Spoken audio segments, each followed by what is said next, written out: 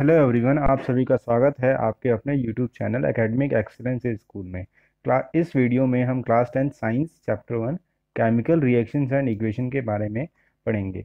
इससे पहले हमने एक टाइप की कॉम्बिनेशन रिएक्शंस पढ़ ली थी इस वीडियो के पार्ट 1 में। अब हम डिकम्पोजिशन रिएक्शन के बारे में पढ़ने जा रहे हैं। Decomposition reaction reaction in which a complex substance break into two or more simple substance is called decomposition reaction. Decomposition reaction में एक कॉम्प्लेक्स सब्सटेंस होता है, एक बड़ा एटम होता है, वो ब्रेक होता है सिंपलर सब्सटेंसेस में, छोटे छोटे मॉलिक्यूल्स में, छोटे छोटे एटम्स में। उसको हम डिकम्पोजिशन रिएक्शन कहते हैं। डिकम्पोजिशन रिएक्शन तीन तरीके से होता है: हीट के साथ, इलेक्ट्रिसिटी के साथ और लाइट के साथ। इस जब हीट के साथ होता है तो उसे हम थर्मल डिकम्पोजिशन कहते हैं। यहाँ देखेंगे, लाइमस्टोन जो है वो ब्रेक हो रहा है कैल्शियम ऑक्साइड यानी क्विक लाइम में और कार्बन डाइऑक्साइड में जब हम उसे हीट देते हैं। यह decomposition is carried out by heating called thermal decomposition. यहाँ पे डिकम्पोजिशन यानी एक कॉम्प्लेक्स मॉलिक्यूल छोटे छोटे मॉलिक्यूल्स में ब्रेक हो रहा है हीट की सहायता से, इसलिए हम इसे कहते हैं थर्मल डिकम्पोजिशन। सेकेंड टाइप है इलेक्ट्रिसिटी के साथ। यहाँ पे वाटर मॉलिक्यूल है, इसमें इलेक्ट्रिसिटी प्रोवाइड करते हैं तो ये H2 और O2 गैस में कन्वर्ट हो जाता है। So here decomposition is carried out by electric current called electrolytic decomposition. यहाँ पे एक बड़ा एटम जो है वो ब्रेक हो रहा है दो छोटे छोटे एटम्स में इलेक्ट्रिसिटी की सहायता से, इसलिए हम कह रहे हैं इलेक्ट्रोलाइटिक डिकम्पोजिशन। यहाँ पे याद रखने वाली बात यह है कि ये H2 जो है वो कैथोड पे रिलीज होगा और ऑक्सीजन जो है वो एनोड पे रिलीज होगा जब इलेक्ट्रिसिटी पास करेंगे तब। नेक्स्ट है रिक्वायर हीट, जब हीट की ज़रूरत होती है। ये हमारे पास सिल्वर क्लोराइड है, जब इसको लाइट के में रख दिया जाता है तो सिल्वर अलग हो जाता है और क्लोराइड अलग हो जाता है। So here decomposition is carried out by light from sun is called photolytic decomposition. यहाँ पे जो डिकम्पोजिशन हो रहा है, सिल्वर क्लोराइड ब्रेक हो रहा है छोटे छोटे एटम्स में सिल्वर और क्लोराइड में, वो लाइट की प्रेजेंस में हो रहा है, इसलिए इसे कहते हैं photolytic decomposition. Displacement reaction reaction in which more reactive element displace less reactive element from its salt solution is called displacement reaction। ऐसी रिएक्शन जिसके अंदर एक रिएक्टिव एलिमेंट दूसरे एलिमेंट को उसके सॉल्ट में से रिमूव कर देता है, उसको हटा देता है और खुद उसके सॉल्ट के साथ रिएक्शन कर लेता है, उसको डिस्प्लेसमेंट रिएक्शन कहते हैं। यहाँ पे आयरन है, ये कॉपर को इसके सल्फेट सॉल्यूशन से हटा देगा और खुद बन जाएगा फेरस सल्फेट। जो आयरन ब्लू कलर का कॉपर सल्फेट है, इसको ग्रीन कलर में कन्वर्ट हो जाएगा, यानी फेरस सल्फेट ग्रीन कलर में कन्वर्ट हो जाएगा। इसमें जो आयरन नेल्स हमने यूज़ करी थी, iron nails become brown by deposition of copper on it. Copper जो होता है वो ब्राउन कलर का होता है, वो आयरन नेल के ऊपर आके इकट्ठा हो जाएगा।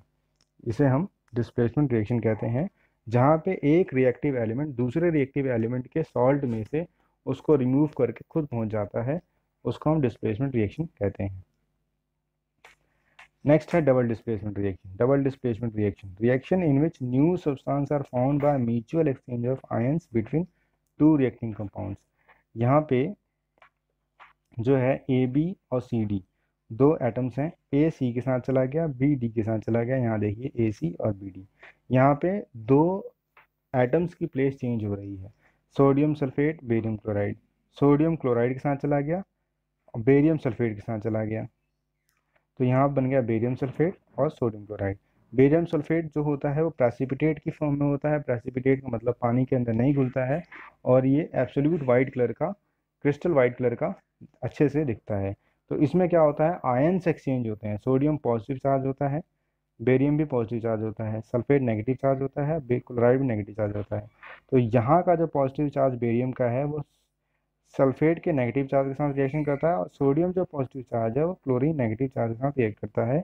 ये ऐसा इसलिए होता है क्योंकि इनकी चार्जिंग कैपेबिलिटीज जो हैं वो इनको अट्रैक्ट करती हैं और रिएक्शन प्रोसीड हो जाती है। नेक्स्ट है ऑक्सीडेशन और रिडक्शन रिएक्शन। ये बहुत इंपॉर्टेंट रिएक्शन है, एग्जाम में बहुत बार पूछी जाती है। ऑक्सीडेशन किसे कहते हैं?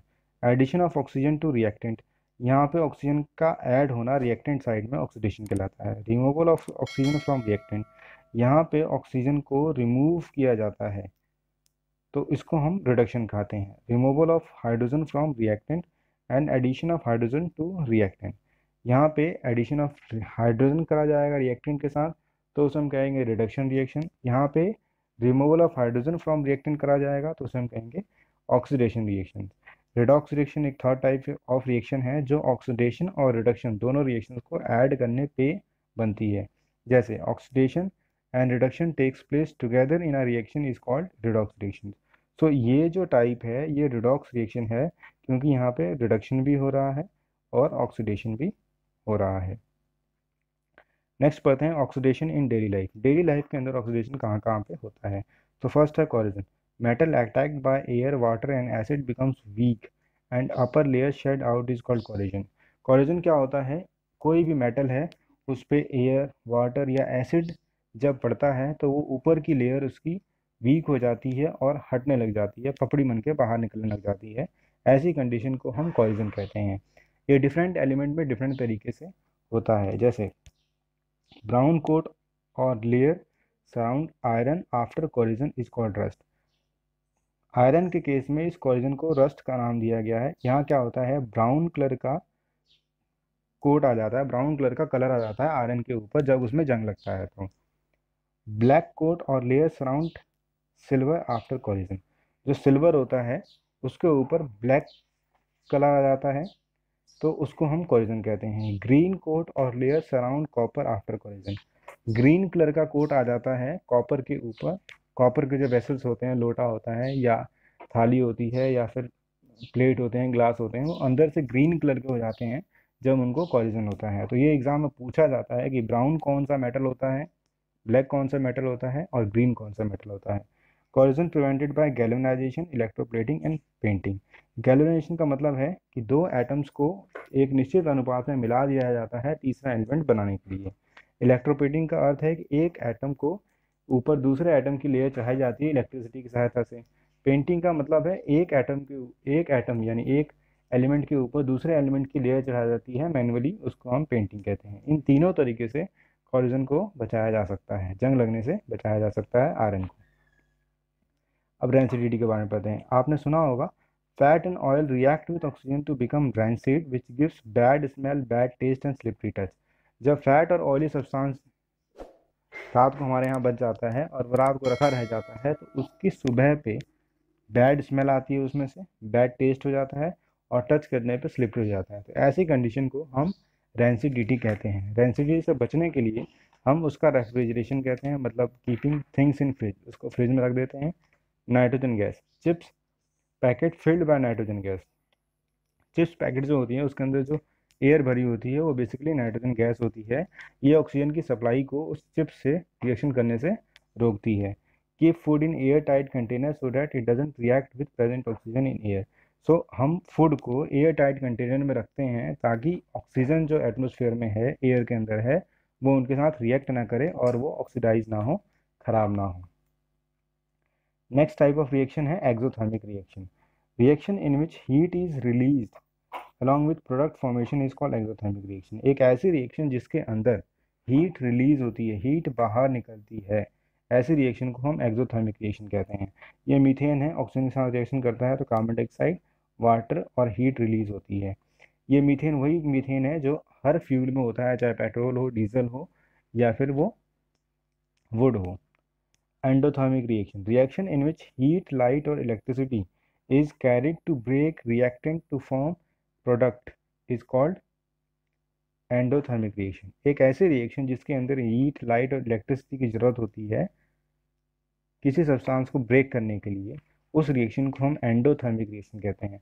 आप ऐसे भी समझ सकते हैं, एंडो का मतलब अंदर आना और एक्सो का मतलब बाहर जाना। एक्सो का मतलब हीट बाहर निकलती है, एंडो का मतलब हीट अंदर जरूरत होती है रिएक्शन को प्रोसीड करने के लिए। Thanks for watching video, do like share comment and subscribe the channel for further learning. एक और भी अच्छी वीडियो हमने बना रखी है, इस चैप्टर के अंदर जितनी भी एक्टिविटी हैं वो आप 10th क्लास की प्लेलिस्ट में जाएंगे तो आपको वो देखने को मिलेगी। आपका बहुत बहुत धन्यवाद हमारे साथ इस वीडियो को देखने के लिए, समझने के लिए। बहुत बहुत धन्यवाद। Thank you.